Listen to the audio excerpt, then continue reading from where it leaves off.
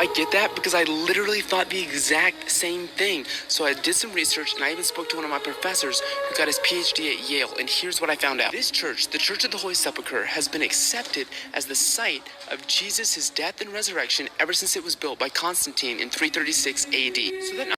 So this creator is correct in his research that this is the place that is the accepted, and always understand that it is the accepted by the what becomes the Catholic Church.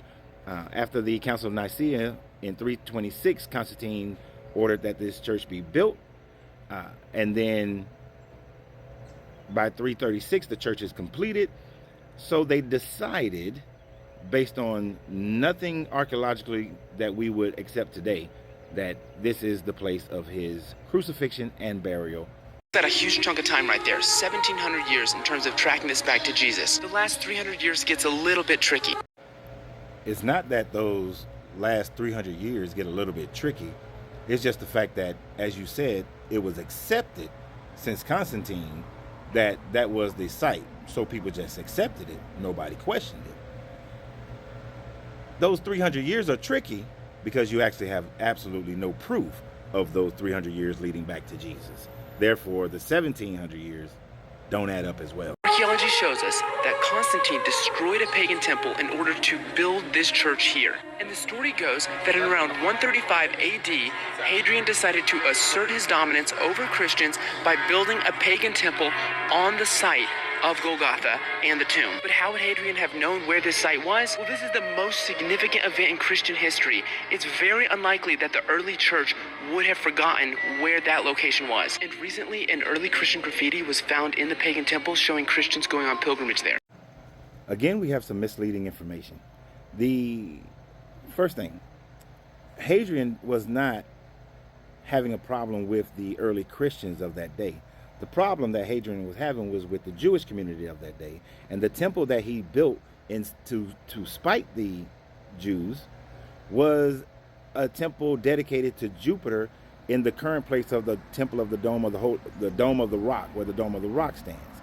Now, as far as the temple that was built for Aphrodite or Venus that was placed in Golgotha, that temple was actually built because Hadrian had always wanted to be an architect. It's very widely known that Hadrian always wanted to be an architect.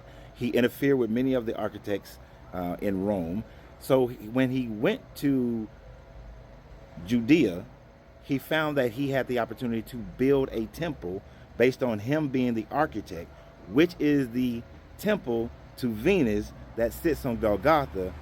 It's his desire as an emperor, which emperors couldn't be things like architects and poets back then. It was his desire, though, to be an architect that drove him to build the temple on Golgotha. It had nothing to do with early Christians. And as far as graffiti that was found inside of the Holy Church of the Holy Sepulchre, because the previous temple was destroyed, so there wouldn't be stones standing from the previous temple to Venus. But for the graffiti that is found in the Holy Sepulchre, those are medieval, in and around the 7th to 10th century. Actually, no, from the 10th to 11th century graffiti from Christian pilgrims who were going inside of the Church of the Holy Sepulchre and putting up crosses, graffiti crosses inside there. It had absolutely nothing to do with the temple to Venus, because these were the stonework to where the graffiti is placed is on stonework that was done after it became the Church of the Holy Sepulchre. Now, there's a conflict, and I'm going to break this down after you see a little bit of this video. Walking into the tomb.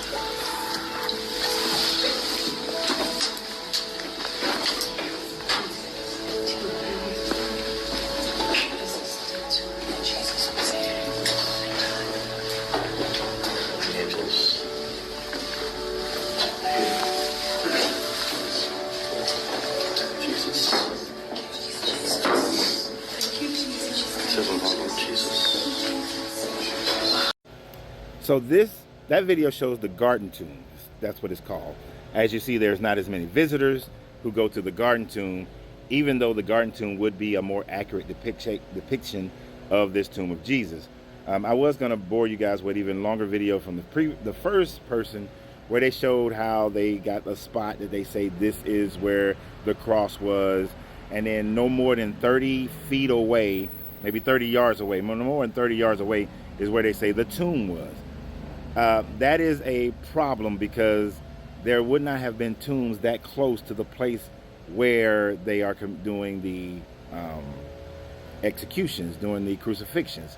But so what happened is, throughout the Roman era and into the medieval era, many different churches began to snatch up, during the Crusades, snatch up different properties and claim Christianity relics, Christian places for visitation, for tourism, for pilgrimage.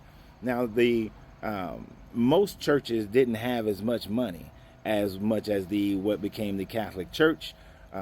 So what you have is, later, in and around the between the 7th and 9th century, you had a priest of a lower church. I forgot which church it was, which order of Christianity, which denomination. He goes out and according to his reading of the Bible, he recognizes that the tomb of Jesus would most likely have been in one of the larger tomb sites outside of the city walls, in a place where a person of Joseph of Arimathea's stature would have been, and then decided that that would be the place. Now, later on, this garden tomb was then supported by the Protestant church, because the Protestant church certainly didn't have as much money in the 1600s when it got started. So it was later supported by the Protestant church, which is why it doesn't get as many visitors, because they didn't have the money that the Catholic Church had. But this garden tomb is a better possibility. But at the end of the day, there are no inscriptions to say that this is the tomb of Joseph Arimathea. And since the story says that Joseph Arimathea's tomb was given to Jesus, then you could then postulate that Joseph Arimathea maybe existed, and then it's a possibility of the story. But since the garden tomb, nor the tomb inside the Church of the Holy Sepulchre, which is inside of a dome building inside of the building, it doesn't fit. It doesn't fit. There's no proof. So even this is why what he said in the very beginning, this is the accepted. Or as you saw with the people who was going inside of the garden tomb, it is their belief. Jesus was here. Jesus was here. Jesus was here. It is their belief. Their cognitive dissonance, because there's no factual proof that this tomb is the actual tomb of Jesus or Joseph of Arimathea. So at the end of the day, it all comes down to belief. Belief is created because you have this fear of some end time devil or whatever. But as far as anybody ever saying, like, where's the tomb? Where's the tomb? Even for the people in Israel, when they have chosen these spots, for the Christians who have chosen these spots, there's still very little to no archaeological evidence that this is the actual place. Calvary is a place, Golgotha is a place where they did crucifixions, but that doesn't mean that Jesus went there. Jesus existed. Jesus died. Jesus was crucified in that spot. There are many tombs, ancient tombs around there, but there are no inscriptions. So you cannot claim Jesus was placed in any of those tombs, because there's nothing to prove it. And many tombs had rocks in front of them because it kept animals away, it kept the smell in, and it kept grave robbers from going in and taking whatever things was supposed to go across with the other person. But y'all have a great day. Remember, always, you got to free yourself to be yourself, because your greatness is non-negotiable. Good journey, good vibration.